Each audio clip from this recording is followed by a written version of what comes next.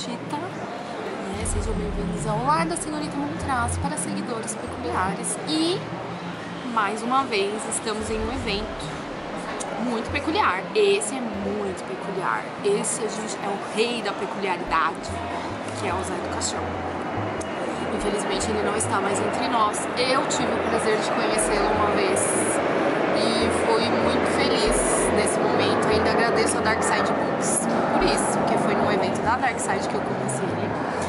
E há quantos anos atrás? Uns 4, 5 anos atrás, nem sei mais, mas faz um tempinho. E a Liz, né, a filha dele, eu já conheci de vários eventos.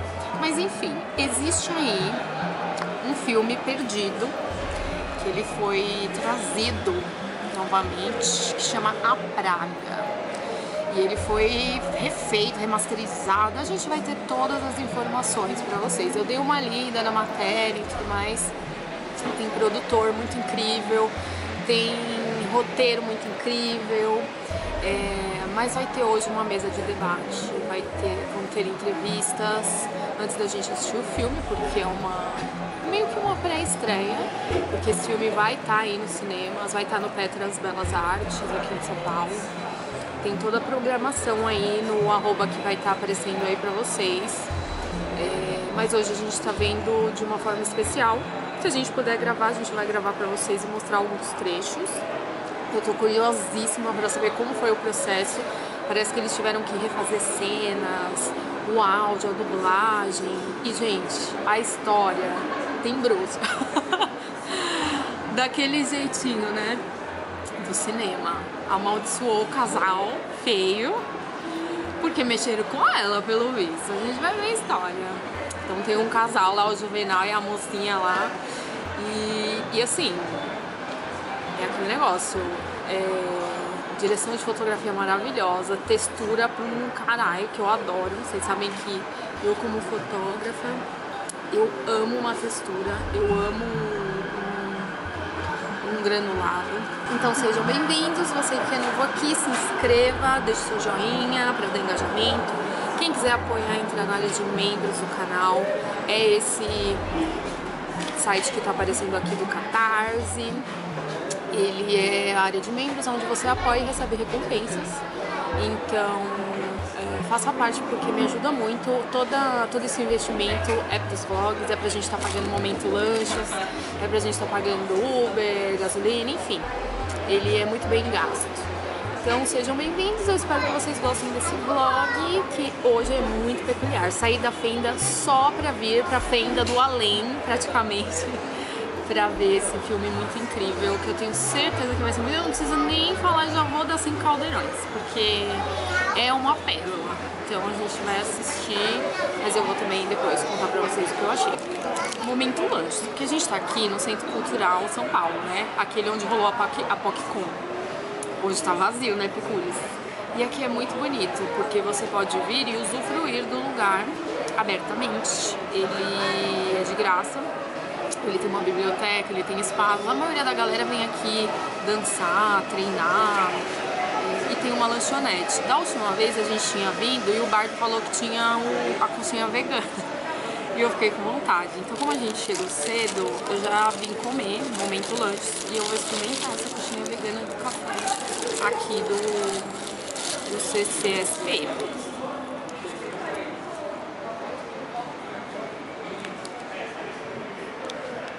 Calma que eu só vou me massa por enquanto. É realmente uma coxinha, né? É muito bem temperada. Muito bom. Grudou tudo. 5 caldeirões. É bem gostosa. Nossa, é muito saborosa. A Nath pegou a coxinha normal e eu peguei um alfajor vegano pra comer depois.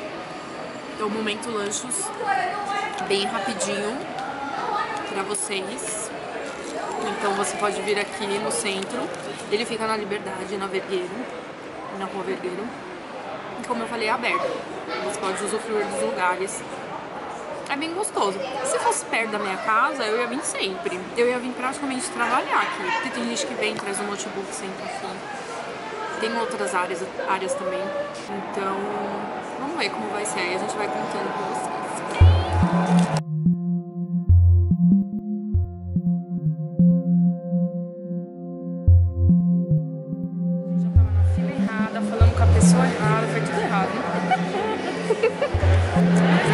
sociável, né? É sobre. Mas agora a gente tá esperando a sala abrir, é uma sala de cinema. Eu achei que fosse a sala lá do fundo, que é abertona da Popcorn, mas não é. Parece que vai ter uma banda de jazz lá. A nossa sala é uma de cinema mesmo. Então primeiro vai rolar o filme e depois a mesa de debate. Que pra vocês vai fazer diferença, mas pra gente vai. Estamos aqui no sol.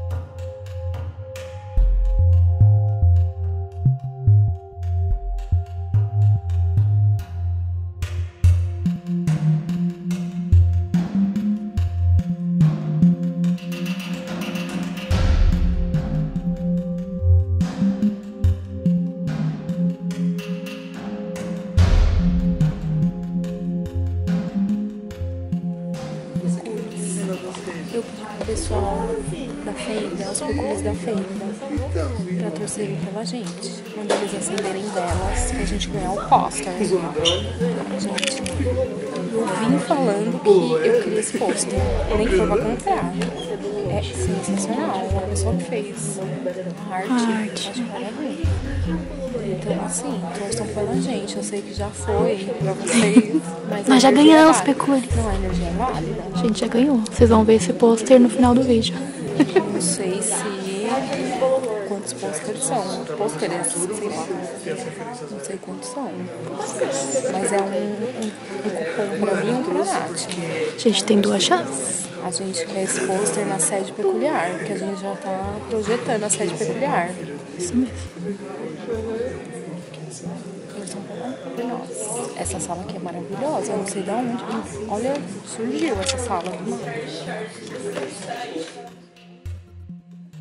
E, bom, é uma honra estar aqui nessa noite tão especial de lançamento do A Praga. Eu gostaria de agradecer a Elo Studios, distribuidora do filme, a SP Cine, que através do edital de distribuição de longas-metragens viabilizou o lançamento do filme nas salas de cinema, e também toda a equipe do filme aqui presente. E agradecer a presença de todos. Muito obrigado, é um prazer estar aqui com vocês. Bom, não há dúvida de que Mojica permanece um cineasta transgressor e ainda tem muito a ensinar às novas gerações de cineastas, especialmente na forma como desafiou as convenções do cinema tradicional e explorou temas tabus. Ele mergulhou corajosamente em aspectos sombrios da psicologia humana, abordando o medo, a morte, a sexualidade e a religião de maneira provocativas. Em A Praga, essa característica é evidente, pois ela trata de temas que continuam relevantes nos dias de hoje, como a masculinidade frágil e a violência contra as mulheres. É admirável também sua capacidade de criar filmes assustadores e atmosféricos, com recursos limitados, sem depender de grandes estúdios ou orçamentos impressionantes. Isso reflete sua determinação em realizar suas visões artísticas e sua habilidade em aproveitar ao máximo o que tinha à disposição. Mojica é um exemplo inspirador de um cineasta que desafiou os padrões estabelecidos, criando um legado duradouro. Tem um pouco mais aqui, mas a gente vai falando depois que eu escrevi, mas para a gente não se delongar muito mais. Então, uma salva de palmas para o mestre Mojica. Uma salva de palmas ao mestre José Celso Martínez Peculiar.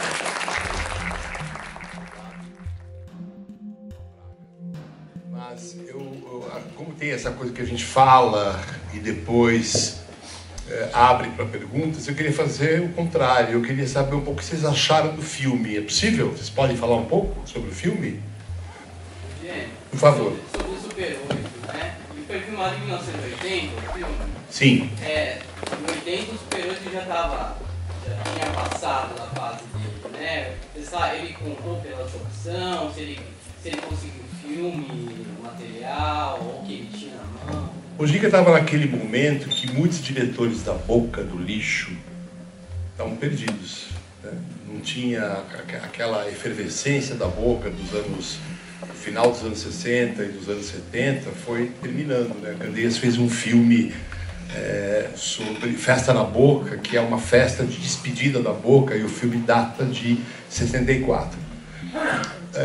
O Mojica estava sem fazer filmes e tinha enveredado por outros gêneros, né, de sexo explícito, etc.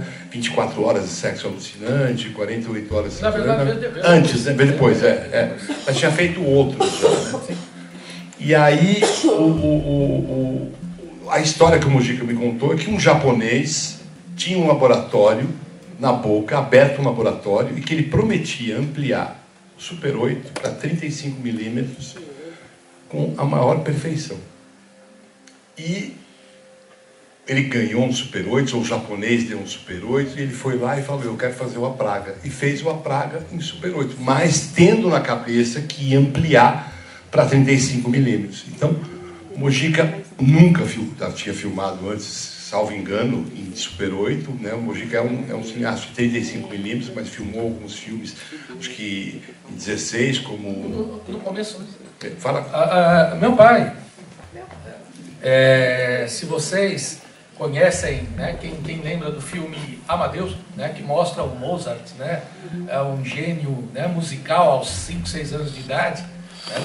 Meu pai não tem como deixar, né, de dizer, né, não é porque eu sou filho não, mas nem por conta de outros dizerem, entre os quais pessoas do mundo inteiro, né, críticos da França, críticos dos Estados Unidos, não, é por estar na frente dele, né, e conversando com pessoas que conviveram com ele desde a adolescência ou até antes, né, como o caso da minha avó, obviamente, mãe dele, né? Mas ele começou a trabalhar com cinema perto de entre 10 e 12 anos, certo?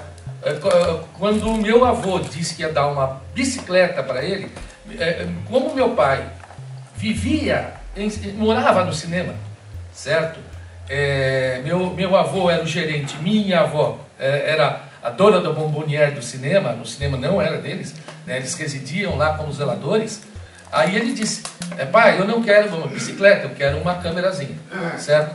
E aí foi dado uma câmera, 8mm das antigas e tudo mais, né? E ele começou a filmar ali, né? Com menos de 15 anos com certeza, e a gente tem até dúvidas na família, né? Hoje estou aqui com minha irmã, né? Filha do meu pai e da minha mãe também, a Liz Marins, certo? Que ela sempre prestigia, né?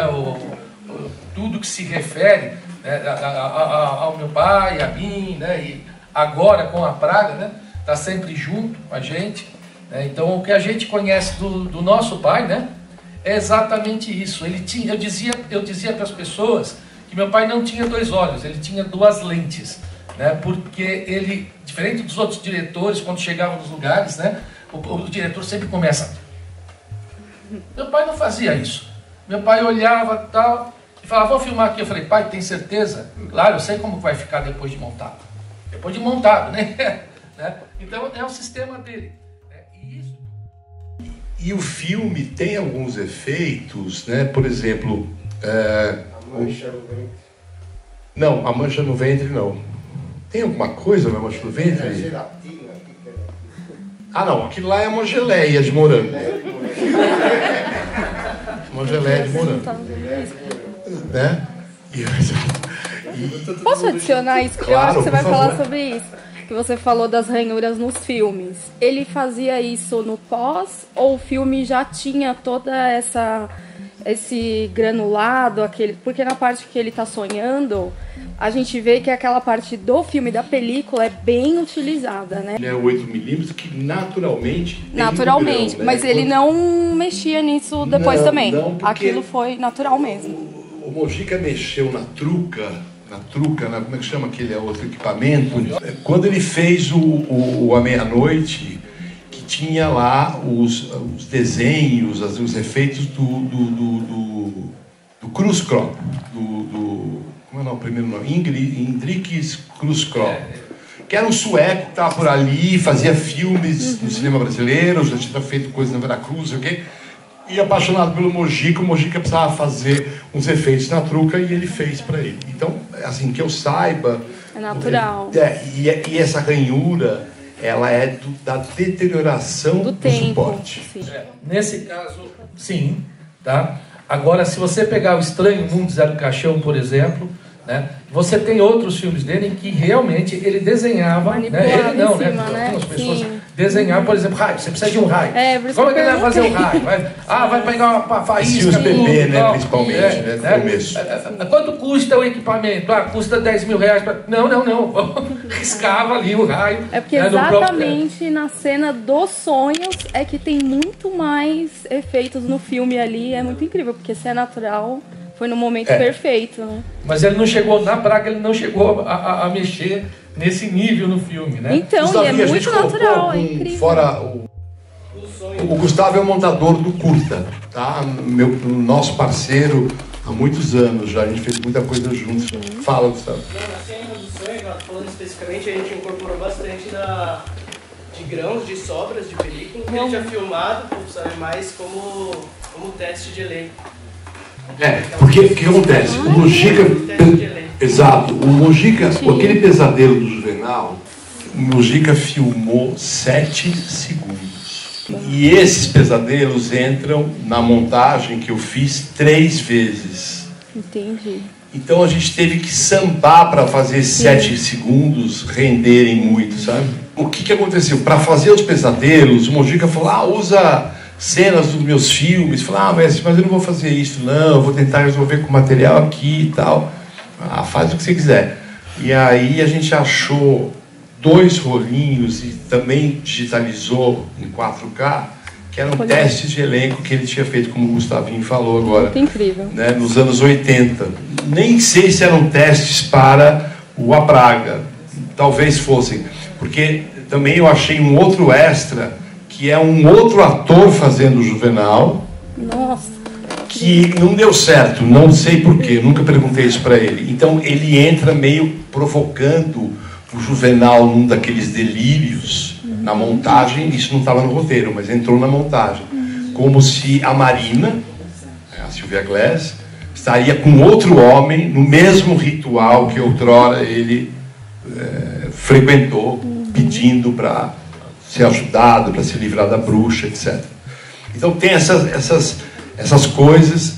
A gente quis aproveitar todo o material. E também o Mojica muitas vezes fez um único take para uma cena. Era aquele ou não tinha. Algumas ele fez 2. Acho que não tem nenhuma que ele fez 3, talvez uma. Gosto de falar nesse ponto da praga, né? Porque uma coisa que me impressionou bastante desde o primeiro momento em que eu assisti a montagem, né? Porque a minha preocupação, né, o Pupo sempre foi apaixonado, né? Sempre dizia: não, vamos conseguir. Eu falei: pegar um filme várias décadas depois, que você não tem disponível os atores, você não tem disponível mais nada, né? Como é que vai conseguir fazer isso? Ficar na minha cabeça, né? E quando eu vi o resultado final, foi muito além daquilo que eu esperava.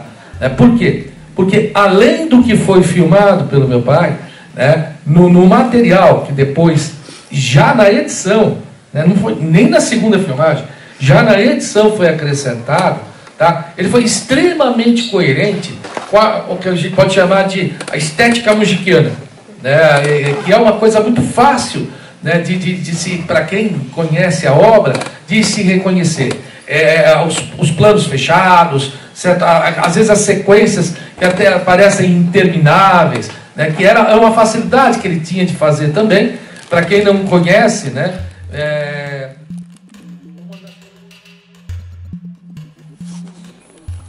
Saímos de lá. Já tá tarde, né? A gente já tá indo embora, então a gente vai fazer a resenha aqui. Seguinte, eu dei uma de Hermione Granger. Porque, como vocês viram, teve todo o debate. Você gravou a parte que eu tava falando? Gravei. Ai, só não Deus. virei muito a câmera assim, mas vocês gravei. viram o que eu fiz, né? Mas assim, eu fui pedir desculpa, porque eu não consigo viver com aquela sensação de que eu fui Hermione Granger. Então eu fui falar com o Gustavo, que é a pessoa responsável, que falou lá na hora, explicou o que ele fez, né? Pra quem não sabe, eu sou fotógrafa e eu uso uma câmera Hasselblad 550. E é uma câmera antiga que usa filme de 120. Então, quem conhece o meu trabalho sabe que eu já expliquei aqui no canal, tem vários vídeos antigos, quando eu falava de fotografia, que eu mostro eu manipulando os meus filmes, né, o meu negativo. E eu faço muito esse negócio de botar um layer em cima do outro, mas eu faço isso em foto. Quando eu vi na cena do sonho do cara, do personagem, Juvenal, eu percebi que tinha aplicação, porque eu faço isso, eu mesma, eu gosto dessas coisas táteis. E vocês sabem que o meu estilo preferido é o pictorialismo, então lógico que eu tô lá sempre tateando. E eu sei que o Mojica, o Zé do Caixão, ele também fazia isso, né? Ele rabiscava, criava as coisas e tal. Então eu quis saber se aquilo era natural do filme, porque o filme foi achado muito depois, então podia estar todo queimado, líquido, não sei o que. Ou se o próprio Mojica tinha feito aquilo no filme, porque ele fazia. Só que não foi o Gustavo. O que é incrível, porque ele teve todo o cuidado de fazer isso. Quando eu perguntei, era na intenção de saber isso, porque eu amo esse processo. E não de ser tipo espertalhona Hermione Granger. Mas eu conversei com o Gustavo, ele foi muito fofo. Ele falou, não, a pergunta foi incrível, porque você percebeu e isso é legal. E o mais legal foi o que ele falou, porque ele pegou um filme que eram cenas de testes de atores. Meu, é mais incrível ainda, é um layer de filme. Então eu nunca vi esse processo sendo feito em filme de cinema, né, de rolo de cinema. Nunca vi, e ainda perguntei pra ele se ele tinha isso registrado, ele falou que não, né, mas poxa, se alguém um dia quiser me mostrar isso ao vivo, eu ia achar incrível, porque eu só sei esse processo mesmo no analógico, né, de filme e de fotografia. Então eu dei uma de Hermione Granger, mas fui... Não, na verdade, eu fui nem desculpada. Ele falou que foi uma pergunta inteligente. Então, 10 pontos para a Sonserina. Que Sonserina? Sonserina. 10 pontos para a Grifinória. 10 pontos para a Malfoy aqui. Então, foi tudo bem, Peculias. Ai, meu Deus do céu, peculiar. Peculiar é foda, né, gente? A gente não tem jeito. A gente tem que dar uma mancada. Eu senti que foi um pouco de espertalhona, mas enfim, ele foi muito fofo. Toda a equipe foi muito fofa. Inclusive... Segura a Peculiar. Estou entrando nas réplias. Inclusive a Liz também, muito incrível. Gente, quem não conhece a Liz, vocês estão fora do mundo gótico. A Liz é a nossa Elvira, é a nossa vampira. Tirei foto com ela, muito fofa, muito incrível. Ela tá também no filme, ela falou que vai trazer coisas na Horror Expo. Ela vai estar lá toda vestida no look. Eu já virei vampira, já sou a filhinha dela, ela me mordeu. Então, foi muito incrível ela estar lá, a gente não sabia que ela ia estar lá. E foi muito legal vê-la mais uma vez. Eu nunca tive a oportunidade de falar com ela, porque eu sempre fiquei com vergonha, eu sempre vi ela nos eventos. Mas agora consegui. Enfim, é isso. Espero que vocês tenham gostado. Provavelmente foi um vlog curto, mas cheio aí de aprendizados de arte peculiar do cinema. E de foto também, né, que eu falei pra vocês. Vou deixar linkado alguns vídeos aí que eu falo sobre filme muito antigo. Vocês vão ver a Tita um pouco mais anos atrás, uns 5, 6 anos atrás, falando sobre isso. Então eu tô bem diferente. Vou deixar marcado aí nos cards, se vocês quiserem dar uma fuçada. E é isso. Agora a gente se vê no próximo vlog. Espero que vocês tenham gostado.